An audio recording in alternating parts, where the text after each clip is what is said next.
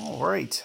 Hey guys, we're back. Hole number 4, par 4, that we're going to be putting together a guide for you guys. This is definitely one of the more challenging holes. What I do recommend for you guys is that you use some side spin balls and hopefully just try to scoot it up into this other fairway. And I'm going to just maybe gently back off this top spin a bit. So let's take a look here. And there you can see. Great shot! You know, favoring the right could be a good thing, as you can see kind of a better perspective when you get over to this right-hand side. You have the hole kind of right in front of you, and it's keeping the distance between you and the hole shorter. So staying away from that left side or left center will just keep the distance down. So just something to be thinking about when you're setting up, going about playing this hole. As you can see, with most all situations, you'll be able to get this easily springboarded into that second fairway without real difficulty. Now let's take a look at this approach, as it's going to be probably the hardest element of this hole, is finding a good way to go about doing this, especially in the early stages. So here you can see that I have a backbone 7, which I believe is maybe 75 accuracy.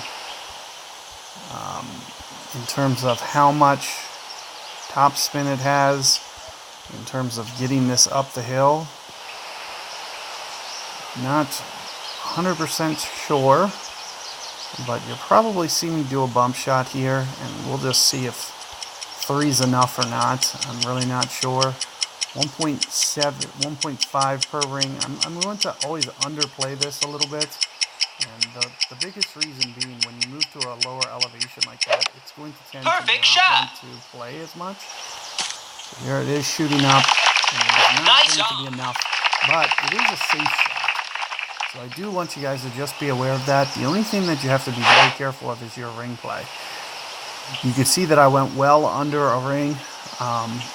When you move to a lower target like that, it really greatly decreases the amount that you can play your rings, because you're lowering the trajectory of the shot. It doesn't get as high up into the wind, which means that it doesn't have the wind effect as your normal mid-club backbone would.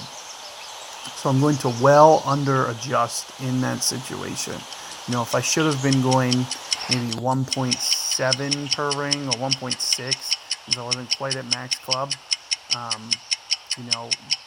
only going about perfect shot, maybe 2 per ring or 2 1/4 per ring would be a better estimate as to what I should be doing in that situation.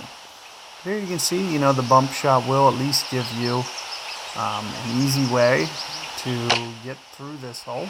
And of course, if you like to play with something with a little bit more top spin, Goliath, for instance, you can probably try to do a similar bump with a little bit more oomph to it.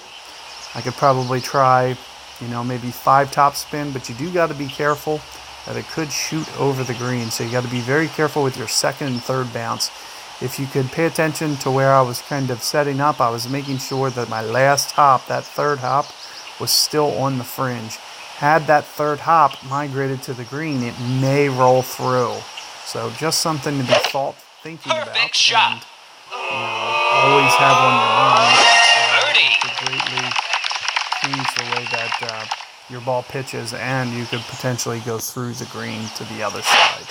But in any regard, I'm going to separate these holes so you have them independently. They'll be a little bit easier to search. I'll catch you on the next one.